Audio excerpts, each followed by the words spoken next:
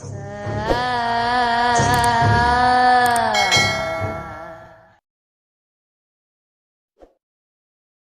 कहानी ए समय के नईखे की कहानी ह लगभग 1950 से 60 के दशक के, जब लोग हवा, दिन के परछाई आ रात में अनजान भूत प्रेत के डर आतंकित हो गए।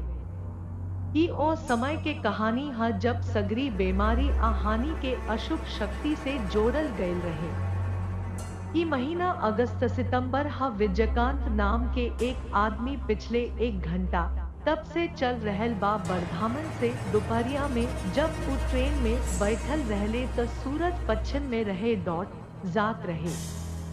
जब ट्रेन बोलपुर स्टेशन पहुंचल त सूर्य भगवान आपन लालिमा देखले। वो आसमान में बिखरा गयला का बाद खुदे गायब हो गयल रहले। स्टेशन से बाहर अइला के बाद विजयकांत के पहले कुछ खाइल ठीक लागल। आज दोपहरिया में खाए खातिर ढेर ना मिलल आ रात में मिले के कवनो उम्मीद नईखे, काहे कि उनका अभी ले नईखे मालूम कि सही पता पर चहुपे में कतना समय लागी। एहिजा आवे वाला कार्यक्रम सबेरे रहे, बाकिर एगो महत्वपूर्ण काम का चलते देरी हो गई। स्टेशन के बाहर 2-3 गो खाना के दुकान लौकत रहे। बहुत सोचला के बाद वो दुकान के भीतर चल गईले, जवन की झोपड़ी निहन लागत रहे। पास के सब दुकान ऐसी बा, बाकिर ओमे खाली एगो दुकान नया साफ सुथरा लौकल। पूरा आलू के करी से खाना खत्म कैले, ओकरा बाद चले लागल। वैसे भी चलला के अलावे दोसर कवनो रास्ता नईखे। एकर गंतव्य कनकिलटला के लगे बा। एगो ब्राह्मण घर तक बा, अगर दिन रहित त कुछ बैलगाड़ी देखाई देत, लेकिन सांझ के घरे लवतत 2-4 लोग के छोड़ के सड़क लगभग सुनसान हो जाला। हमनी के करीब 10 किलोमीटर पैदल चले के बा, ऐसे देरी कईला से कवनो फायदा नईखे। वो देवी तारा के शरण लेबे खातिर चले लगले डॉट। चारों ओर हरियाली देख के अच्छा लागल। दूरी पर हो गईल बा, छोट छोट घर बा, अधिकतर झोपड़ी बा। एक समय में दिन के रोशनी बंद देख के भइल वो आदमी बस्तियन के बहुते पहले छोड़ के चल गईल बा।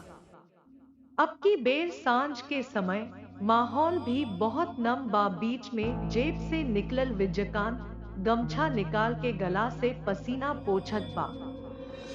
वो आदमी सड़क के नजदीक पोखरा से नहा के घरे लौटत रहे। जब विजयकांत उनका के बतवले, अपना मंजिल के बारे में पूछला प बतवले कि अब देवी मंदिर के नजदीक पहुँचे के समय आ गईल बा, 1 घंटा अउरी लागी। ई सड़क कुछ दूर सीधा गईला का बाद दाहिने मुड़ गईल बा। सीधे चल के मंदिर तक पहुँचल जा सकेला।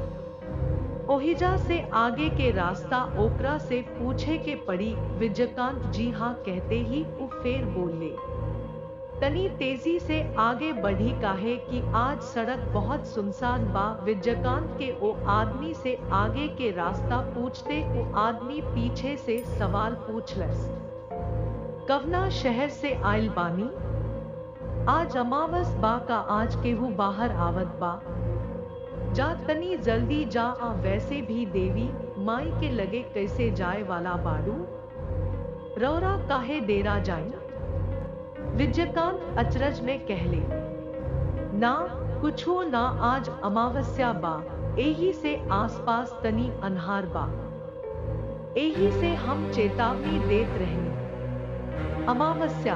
आज भाद्रपद महीना के अमावस्या ह बाबूजी। भाद्रपद महीना के अमावस्या के मतलब आज कर्णपिशाचनी के अमावस्या के दिन ह, जवन की बहुते भयावह होगी।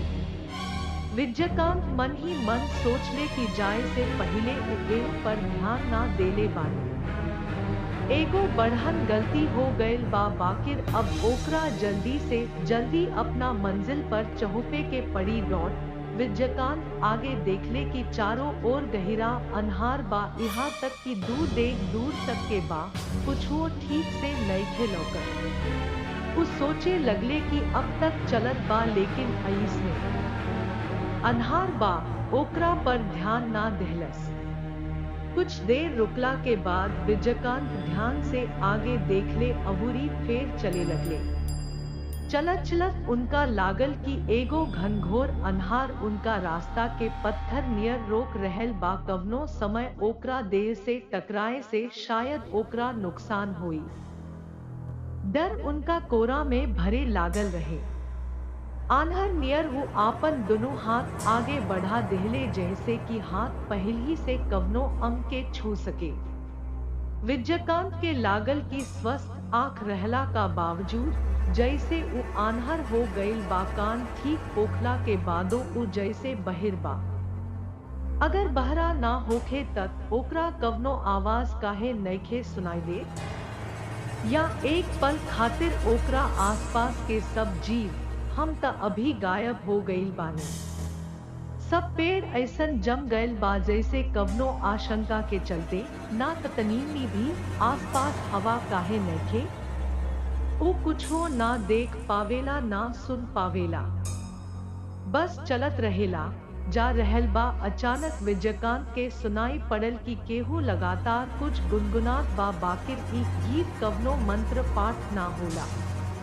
कवन मंत्र उ विजयकांत के पाठ कर रहल बाड़े पहले कहो ना सुनलस। उ मंत्र के आवाज के दिशा के ओर चलत बा। शायद यह मंत्र ओकरा के खींचत बा कर लेत बानी।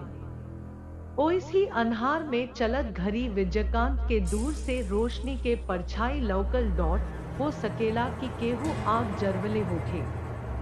विजयकांत के कुछ ताकत मिलल काहे कि जब आग होला तो होला इंसान होखे के चाही। कुछ देर बाद विजयकांत देखलन कि वो एगो एकांत जगह पर खड़ा बाड़न, जहाँ चारों ओर बड़का बड़का पेड़ बा। ओहिजा से कुछ दूरी पर गहिरा अन्हार में एगो विशाल शरीर वाला भिक्षु पद्मासन में बैठल बा। ओ भिक्षु के सामने एगो जरत यज्ञ कुंड बा। ई आग शायद विजयकांत के दूर से देखल गयल हुई।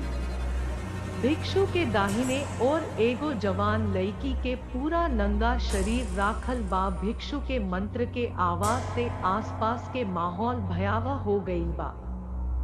विजयकांत अब खड़ा ना हो पावेला, केहू चल्ला के चलते पहली से थक जाला। ओकरा पीछे एगो बुढ़ू आके एगो नीम के पेड़ के नीचे बैठ गईले।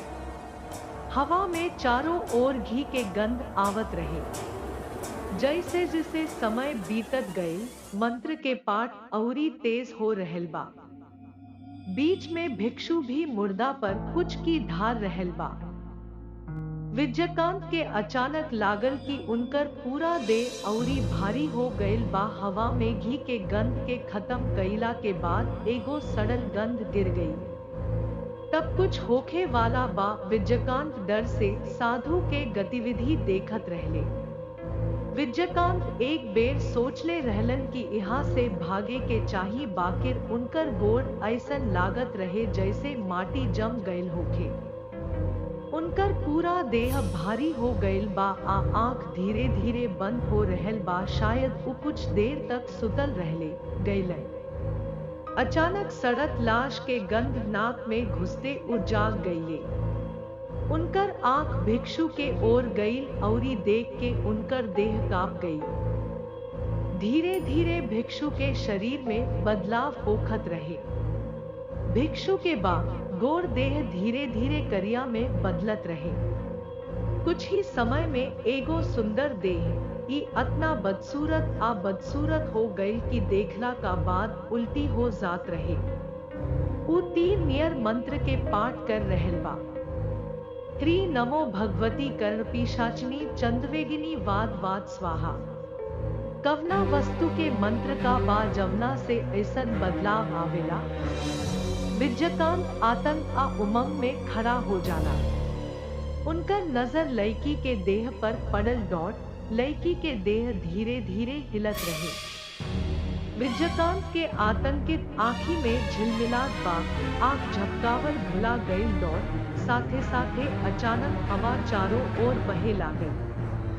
बाकिर विजयकांत आँख उठा के देख ले त पेड़ पौधा बहुत शांत बा, कभी का बा आंधी तूफान आ हवा का ई माया जैसन कवनो तरह के तूफान हा। जमुना के चलते पेड़ के एको पत्ता हिलत नइखे, तका ऋषि कवनो साधना करत बा, काई कवनो तरह के साधना ना हा। ओही समय फेरू विजयकांत के नजर ओह लड़की के मुर्दा पर पड़ल। बाकिर का हो रहल बा त धीरे धीरे उठ के बैठल बानी। मंत्र के पाठ के बीच में भिक्षु लड़की के कान में बोलत रहले, डॉट आ जा देवी यक्षिणी, तू आ जा। कुछ समय ऐसे बीतल, फिर अचानक ओह लड़की के लाश धीरे धीरे गोड़ पर खड़ा हो गईल रहे। डॉट राखी दिही, वो सुंदर लड़की अब नइखे रही गई। उहा एगो विकृत देह खड़ा बा, जेकर देह रंग करिया बा, आँख लाल बा, जीभ फीका बा आ जीभ बड़ बा। साधु हंसत हंसत चिल्लाइल आ कहलसी, तू आ गईल बाड़ू देवी, हम त बना देही। हमार अभ्यास साबित हो गईल बा। साथे साथे यह भयंकर पिशाच रूप के देख के डर के चलते विजयकांत के मुंह से एगो आवाज निकलल। तुरंत भयावह मूर्ति लड़की के लाश में बदल गई। यह पाठ के बारे में अधिक जाने खातिर हमनी के चैनल के सब्सक्राइब करी आ घंटी के निशान दबाई। धन्यवाद।